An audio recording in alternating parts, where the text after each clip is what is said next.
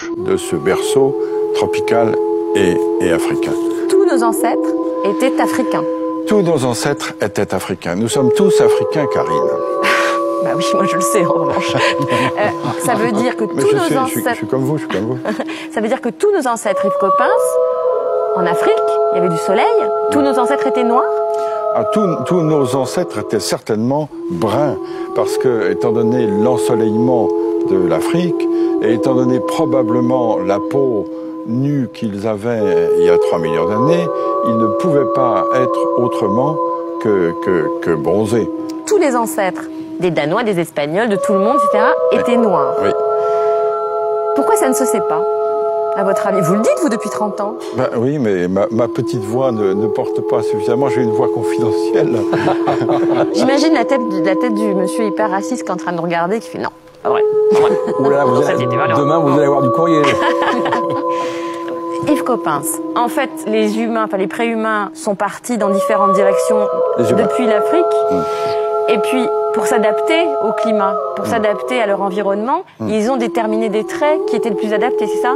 C'est ça, c'est-à-dire que les humains, à partir de 3 millions d'années, à partir du moment où ils ont eu la culture, à partir du moment où ils ont eu la conscience, tout ça, ça a 3 millions d'années. Petit à petit, se sont déployés et ils ont atteint d'autres climats.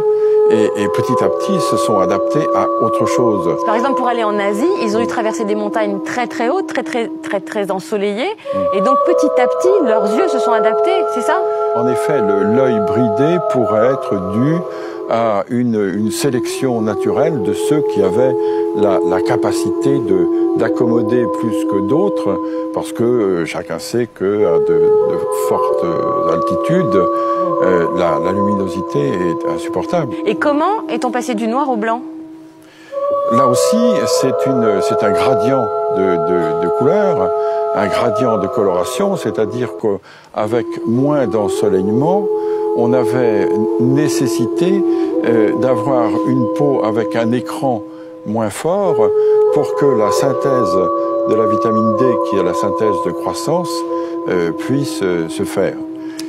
Donc par sélection, ceux qui n'avaient pas la vitamine D, donc les plus noirs, sont restés soit en Afrique, soit se sont éteints. Et ce sont les de plus en plus blancs qui ont pu survivre. C'est une sélection qui s'est faite du noir au plus clair.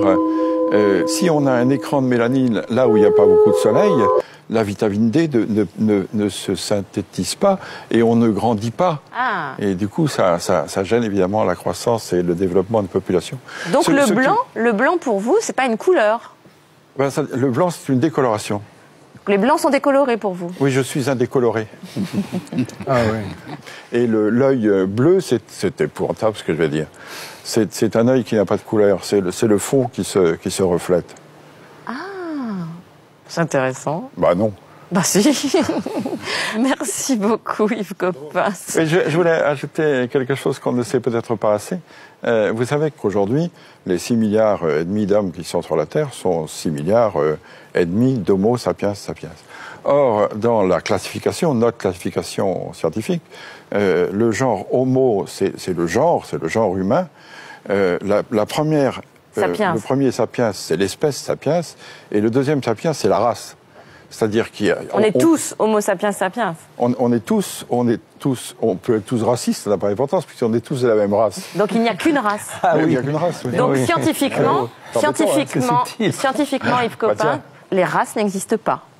Oui, c'est ça. C'est-à-dire que scientifiquement, les races de 36 000 animaux existent toujours, mais en ce qui concerne l'humanité, il y a pour le moment sur la Terre une seule race humaine, qui est la race sapiens, de l'espèce sapiens, du genre Homo. Merci beaucoup Yves Coppens, merci beaucoup José.